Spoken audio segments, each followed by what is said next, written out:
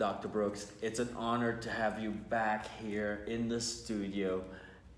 My name is Ambassador Dr. Raymond Harlall. I'm here with Ambassador Dr. L. Randolph Brooks. Thank you, sir. World Civility Ambassador. Yes. And we're going through your chapters in your book. We're at chapter 4 now, and your title of this chapter is United or Untied. And it's the same word, you just put a space in between there, and it's clever. And I'd like to read an excerpt from it, and then ask you to go into a bit of details on it, so we'll understand better. There is division among us, you wrote. You have it stated that united we stand and divided we fall. There is validity in this statement. Think back on any instant or moment in your past when you were of the same mindset as your friend or tribe member. You could not fail. In fact, you succeed beyond your original thoughts. This is brilliant. What we're trying to say here is that I want to get the concept of having unification. Right. When we're unified, we're thinking everything is hunky-dory. We're all friends. We're all in love with one another. And then I say untied. United is U-N-I-T-E-D. Untied is U-N-T-I-E-D. Mm-hmm. It's where I place the I. And it's not all about me. When it's all about me, I become untied. Not only we're united, we stand, divided, we fall, but no man is an island. As an island, we're out there all alone, searching for answers with us as our own counsel. There's a scripture that says a man who has a counselor, a lawyer for himself, has a counselor that's a fool.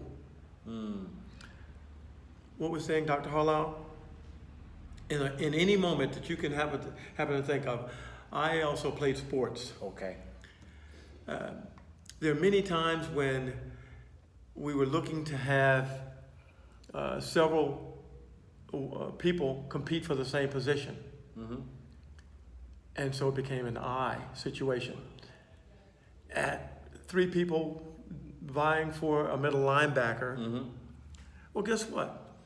I'm hoping that guy fails. I'm hoping the other guy doesn't get the play right. Although it's one team. Oh, it's one team, but that's what I'm pursuing. Right. Now, after the team has been chosen, and we can look at this with the Green Bay Packers.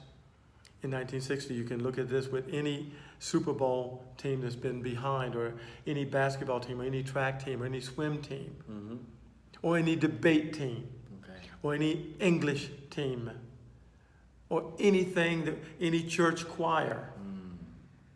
Let's not put it on just sports, but anything that's the unified effort of more than 3 people. Yes. They come to one mindset. We want to win this competition. We want to get this proposal passed. All of a sudden, the collaborative efforts of those 3 minds come together as one. Yes. And the mission is to win. The mission is to get it accomplished, not whether I get the credit for it, but can we get this thing done? That is paramount within patriotism. Okay. Too often, countries are fighting inward against themselves. Oh, really? I want to be next to the president. I know the prime minister better than you. The king or the queen likes me better than they like you. And it becomes a competition. Wow. And we become untied, unraveled, disjointed. As Dr. Harlall just said, chaos. Where there is chaos, there is no order. Where there is order, there's no chaos. It's order and chaos. Order and chaos. Wow.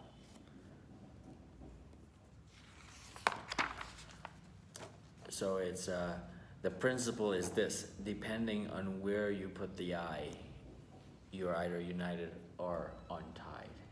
You're either united or untied. Phenomenal. because people are selfish if left alone in their own divisiveness.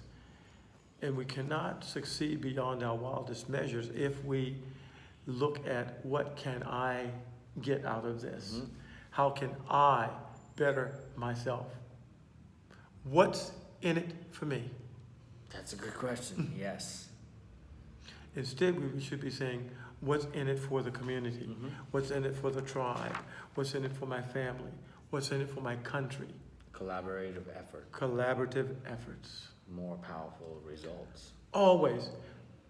In 1969, we did not get the first man on the moon in the United States by being disjointed, by being untied.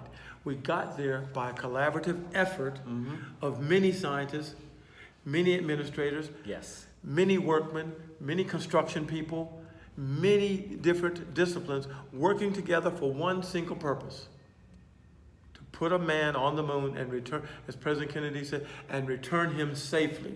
We do these things not because they are easy, but because they are hard. Wow. Plant that flag. Plant the flag. On moon. Yes. You wrote here, possessing money or things is not the answer to being patriotic.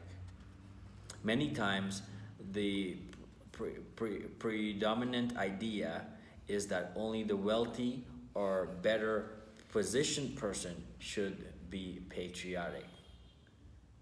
Can you touch on that? I'd love to, and thank you for pulling that excerpt out. Sometimes growing up, I heard my father say, "The rich get richer and the poor get poorer." Yeah. You've heard it evidently Everywhere. as well. Yeah, yeah. That's really what that's saying. But that's a myth. That's a misnomer. For then it's saying that the only people worth saving, the only people worth doing something about, the only people worth contributing to are those that are in power, those who are wealthy Yes. with money, Mm-hmm. those who are wealthy with power or position. Mm-hmm. In fact, it's quite the contrary. Okay. Some of the most patriotic people I know have very little money. They may not be poor, Mm-hmm. but they have very little money. And even if they are, they're very patriotic. I grew up in a system Okay. in Virginia Mm-hmm. where there was racial division. Okay. This was in the 50s and the 60s. Most of you out there know that that was a turbulent time. Actually, through the late 70s and early 80s, Mm-hmm. the United States went through this division, and to some degree is still going through it today.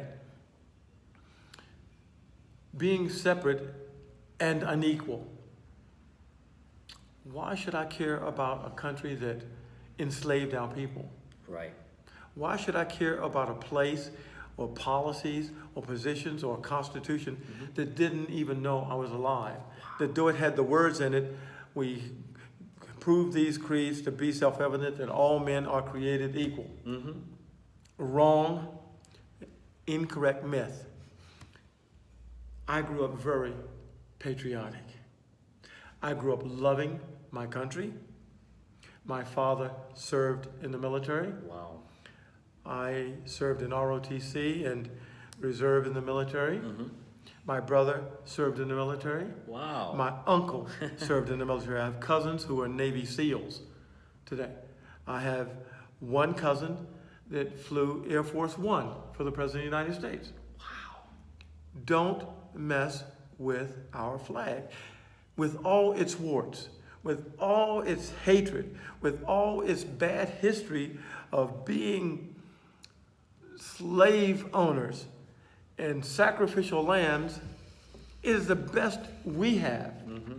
Your country, despite that you may live below the poverty line, or you may be a king or a queen, or somewhere in between. You may be in India in the caste system. Mm-hmm. It is still your country. If you learn to love your country, as I've learned to love my country, I promise you this. Patriotism will infuse your body, it will infuse your DNA, and you will in fact find the religious and the spiritual and the financial and the personal freedom that you desire. How is that so? I'm so glad you asked me. Because once you are set free, no one can ever take that freedom. You are the only one holding yourself hostage. Not your country. Not the politics. Not the political leaders. Not the money changers. You yourself. For you have a brain. You were made as a miracle. You're made marvelous, wonderful. And no one can ever take that from you. Your DNA is unlike anyone else's. My DNA is unlike anyone else's. Yes. Dr. Harlall's DNA Yes. is unlike anyone. That means you're special. You are one of a kind. Mm-hmm. Being one of a kind, that means you have something to contribute. And I implore you, I charge you with being united as opposed to being untied. And you said, as I continue to read, not so, for true patriotism is wealth within itself. The wealth within itself. Let's not put a dollar figure on that, Mm-hmm. because when we talk about wealth, our mind immediately goes to money. Okay. Some of the richest people I know, the wealthiest people I know, have very little money in the bank. They have family. Right. They have friends. They have relationships. Mm-hmm. They have fellowships. Yes. Some of the poorest people in the world Mm-hmm. are some of the most people that have some of the largest bank accounts. They're disjointed. They're always wondering, is somebody trying to take this from me? Is somebody trying to steal this from me? I have to protect this. Yes. This is mine. Right. True wealth is true happiness. True happiness is true joy. Happiness is external. We'll talk about that a little bit in a different chapter. Joy is on the internal. And what's internal to me, no one can ever take. If I were to ask you a question, Dr. Harlall, what is your name? Raymond Harlall. Can I ever take that from? No, your name is Doctor. Joe Jones. No. It's not. I tell you, your name is Joe Jones. Dr. Raymond Harlall. I cannot take that from you. Yeah. That is internal, just like patriotism. It has to live in here. It has to breathe in here. It has to be a lifestyle. I'm trying to get through to you that these are not just words on a paper. It's something I live each and every day. It is a lifestyle, and one that I truly enjoy, because no man, no woman, no potentate, no president can ever again imprison me. For my mind is free, and I want yours to be free. Would you allow me to do that? Would you walk with me in freedom? I know you've been praying for that. I know you've been asking for that. I know you've been seeking that. Be free. For whom God has set free is free indeed. Amen. As one understands this principle, the vision becomes clear that our country takes care of us, and we also take care of our country. That's hard to do when you are in a position, or when one is in a position of oppression, of not having liberties given to them, of having things excluded from them, or they themselves feel excluded. How can I love a country like that? It's the guys at the top. It's the president. It's the prime minister. It's the king. It's the queen. They're withholding it. They're eating the fat of the land, and I'm scrounging by the dirt of my teeth, wondering where my next meal will come from. I have been there. I have been unemployed.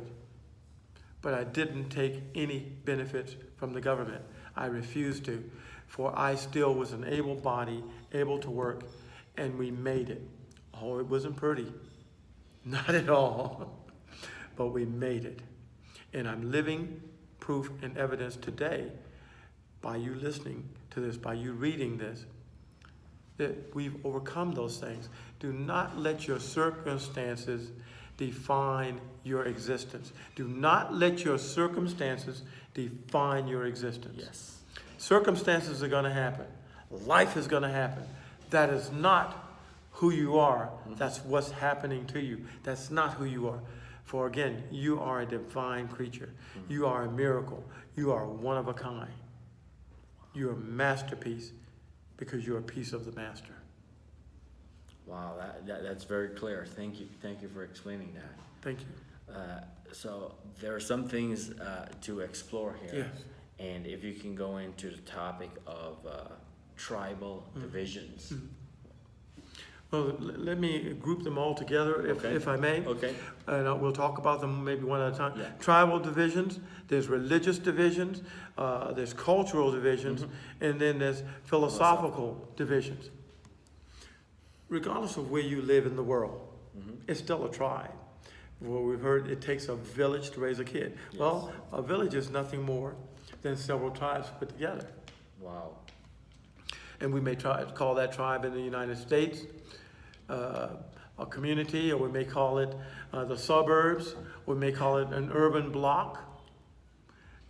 Or if you go to New York, which is a wonderful place, they have Greektown, they have Chinatown, they have where the Italian Americans are, they have where the Spanish Americans are, and all these little segments and pockets in Chinese Americans.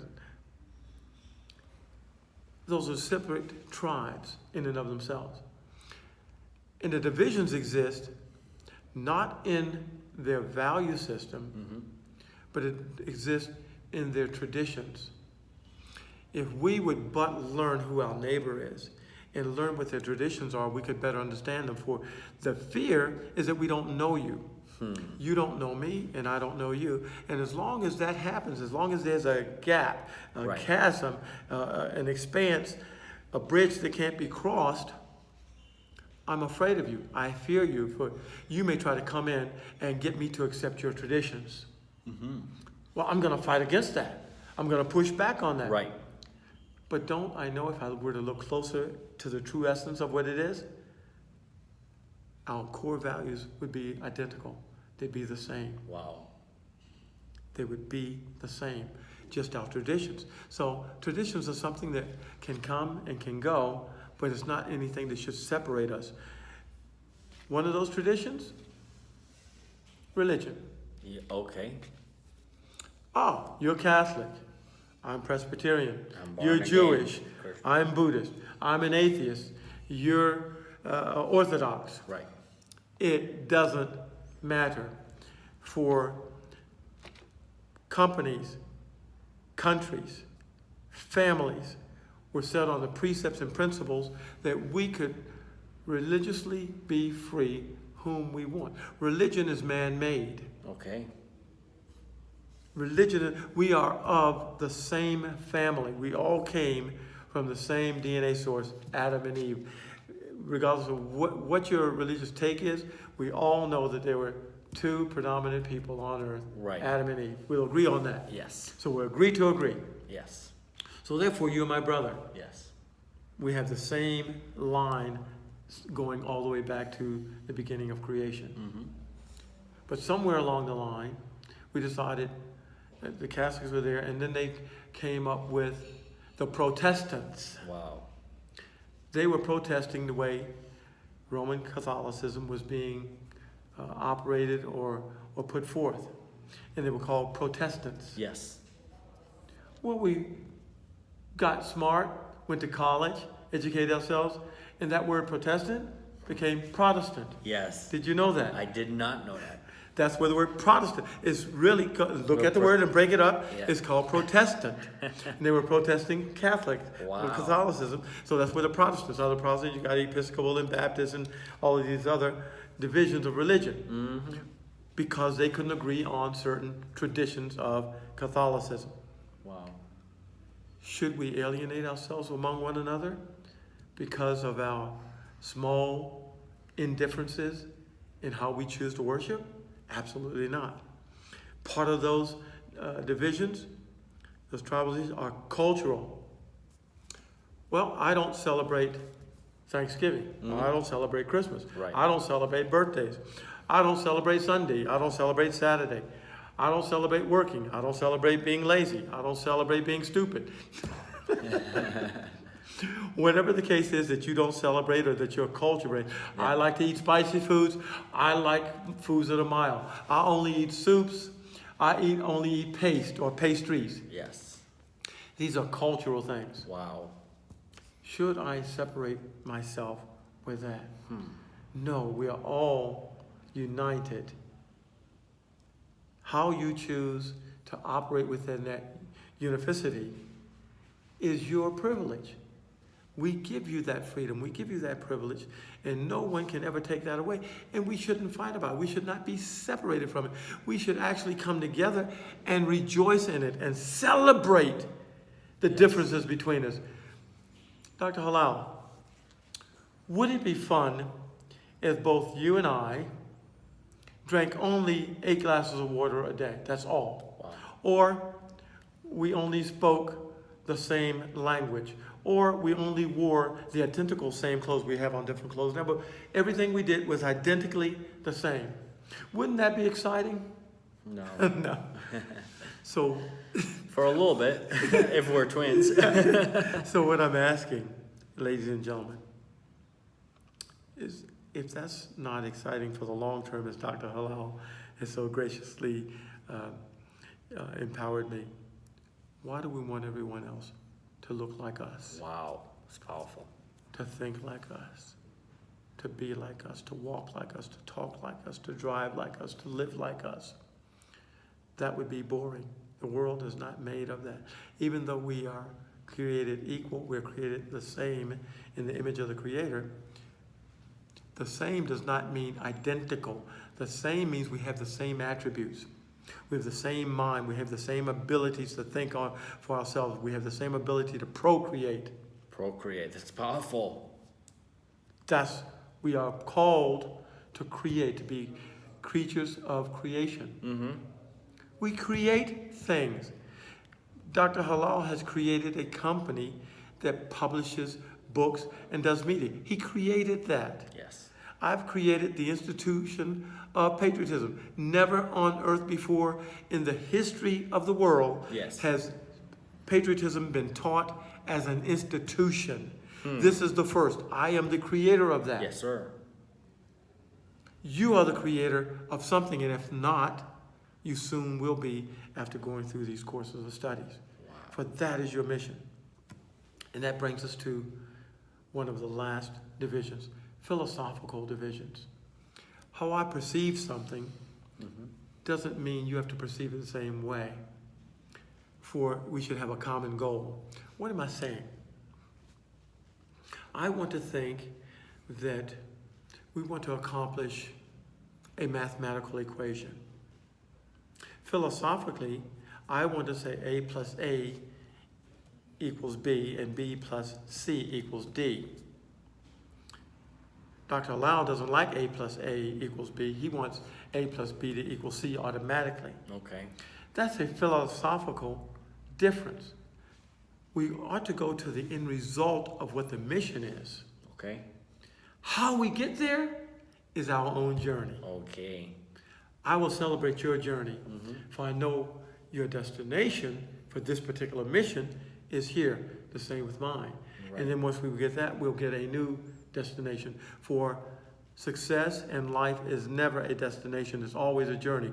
But within that, we will have many or minute or ultimate destinations within the journey. Those give us the benchmarks. Wow. For if we don't have a destination as a benchmark, we'll never know when we get there. Wow. Much like, why do we keep score in sports? So we know who wins. So we know who loses. Yes. If there was no accountability, we're just out there playing, and then somebody would say, okay, time, or it's time to go home, and we stop, and we say, what was the point of that? No, we need to know, human beings need to know, who won, who lost, am I the winner, am I the loser? They need to know that. Wow. And that's what we're doing with this institution, is establishing the guidelines. The winner is those of you who choose to do this walk with me and become a patriot for your tribe, for your family, for your community, for your country, for the world. The loser will be those of you who won't do any of that. It's that simple. Oh, wow. That's powerful. Chapter 4 is really powerful.